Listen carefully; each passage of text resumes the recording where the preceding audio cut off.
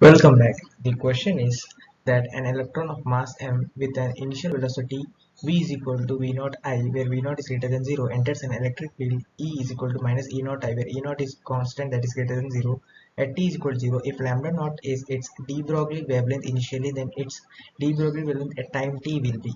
So the answer is 3, that is 1 plus E into capital E naught by m into v naught into t. Because you can see that because initially de Broglie wavelength is lambda naught is equal to h by mv. Now take it as equation 1. Now acceleration of the electron will be a is equal to e into electrons e naught by m. So velocity after time t will be v is equal to v naught plus e into capital E naught by m into t. So lambda we know that h by mv. So h by m into we can place the value of bigger v in here. So we get v naught into this.